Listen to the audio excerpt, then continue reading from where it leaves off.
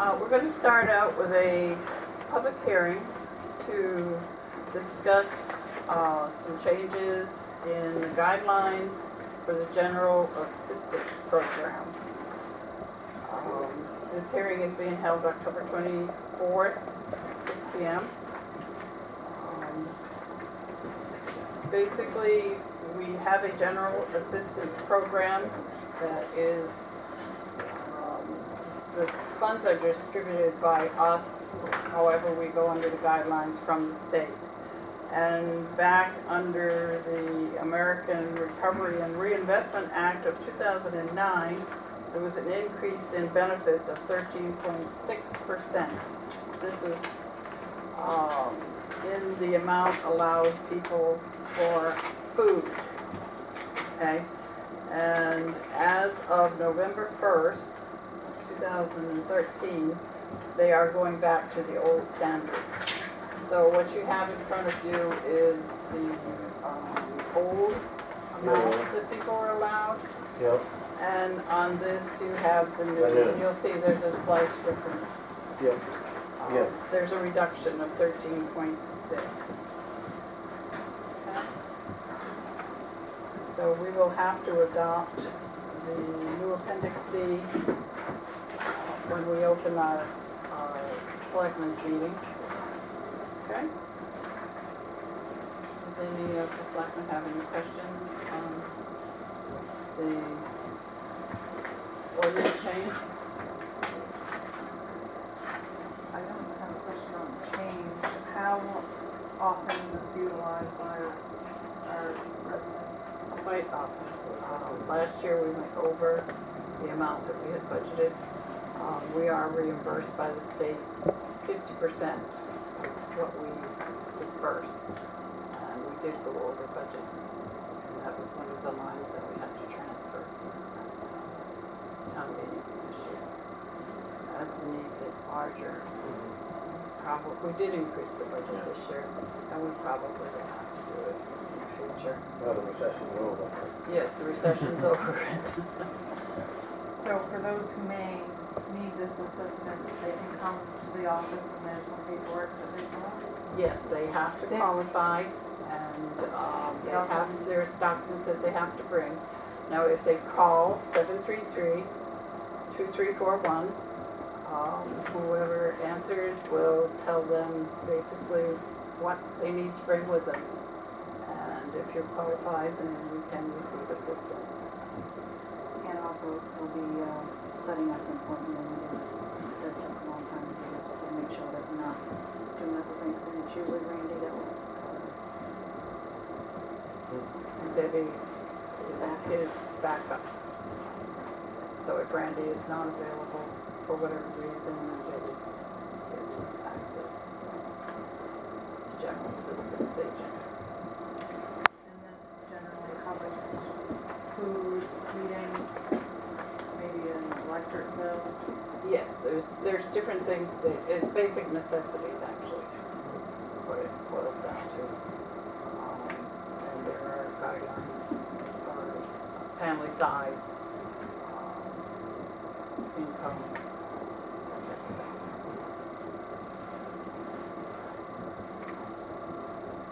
Any other questions?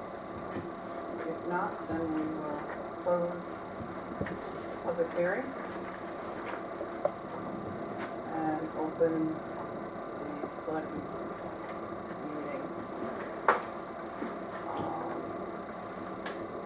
I would like to ask for a motion to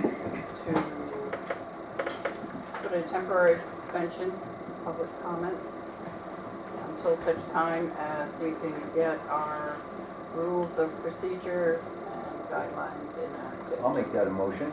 Second. All in favor? Those opposed? Can we have a discussion?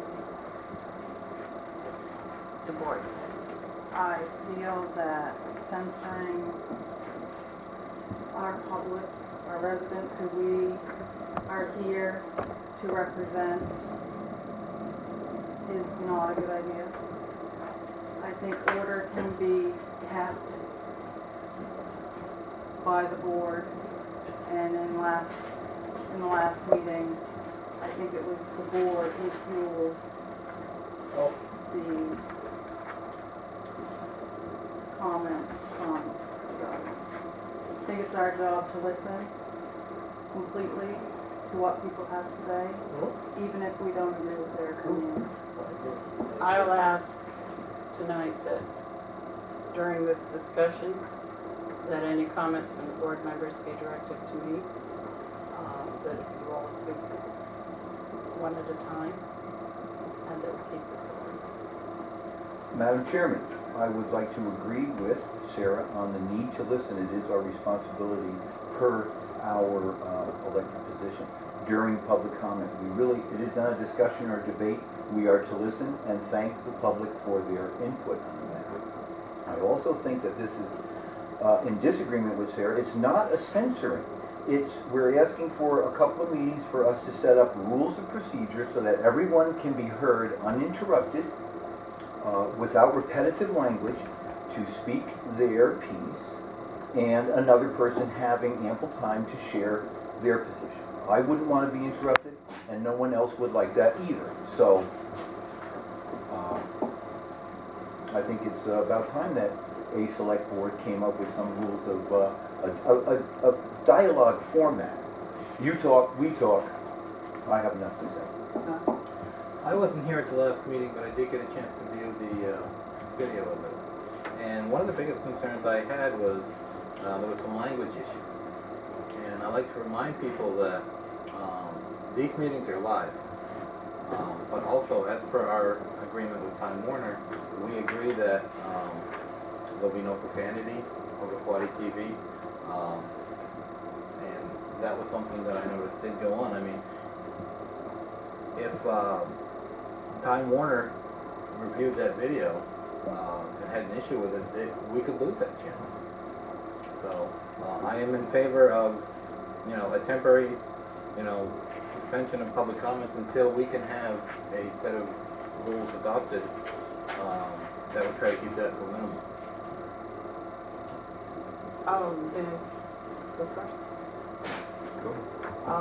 I spoke to John about this. As he said, he wasn't here when the meeting happened. And when he came back, he and I went through the manual and looked at public comment and rules governing public comment. We also looked at some material that other towns are using. And all of this information will be given to the board to consider, and there will be a decision made. There will be procedures and guidelines put into place, and we will do this in a timely manner. This will not be a suspension of public comment for a long period of time. However, I do believe that we need to treat each other with courtesy, and I think that this would be helpful to have guidelines and procedures in place. Go ahead, Mike. I think you paraphrased what I was getting at. There will always be outbursts. We can get over those. Nobody had to be escorted from the room.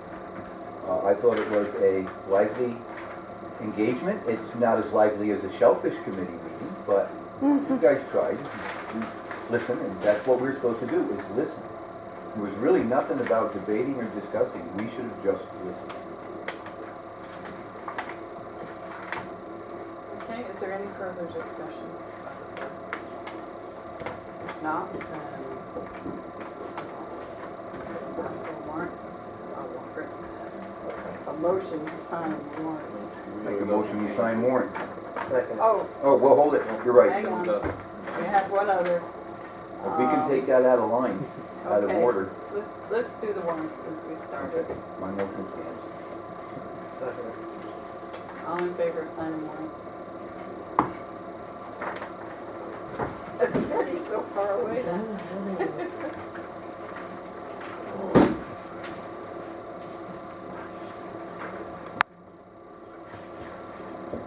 Oops, I didn't That's sign true. that one.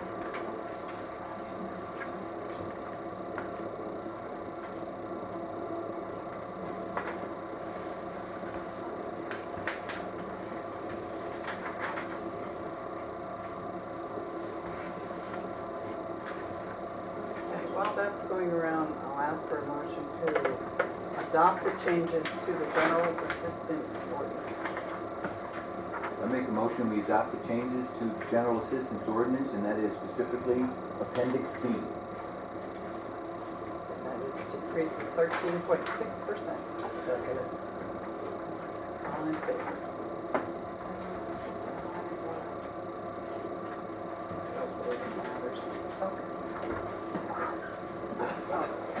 Just sign your name and I'll print your name off to the side.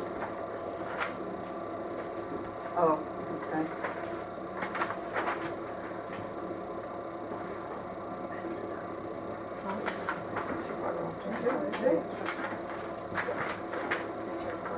Just a top page print?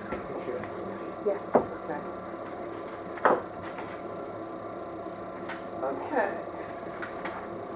May I have a motion to approve the minutes of October 10th, 2013 Selectmen's meeting?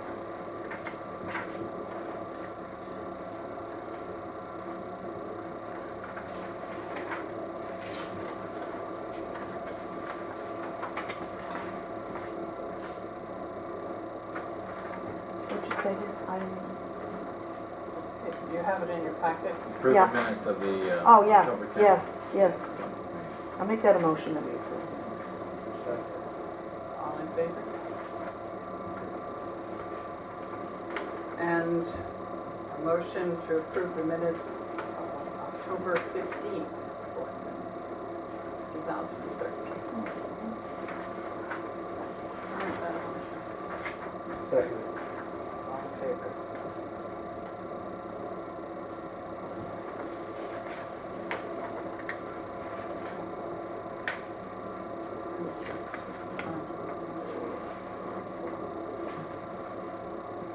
Do they need to be part of this?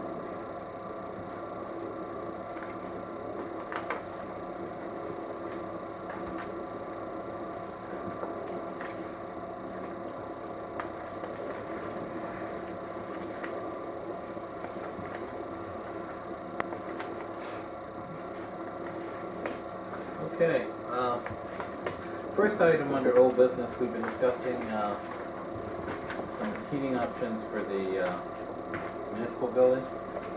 One of the options that we discussed was, from Pelico.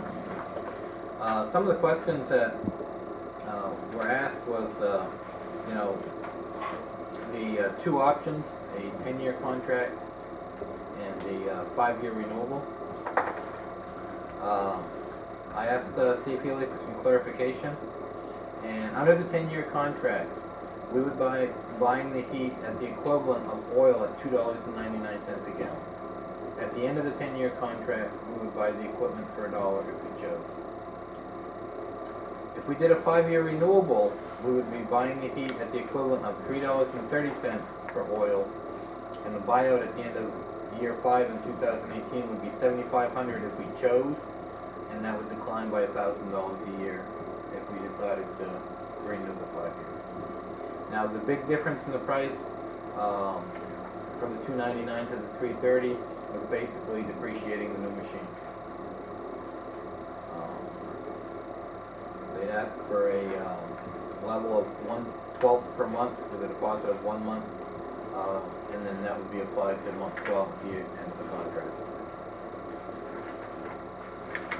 If you have any other questions, or if there's any other information you could provide, we'd be happy to do so.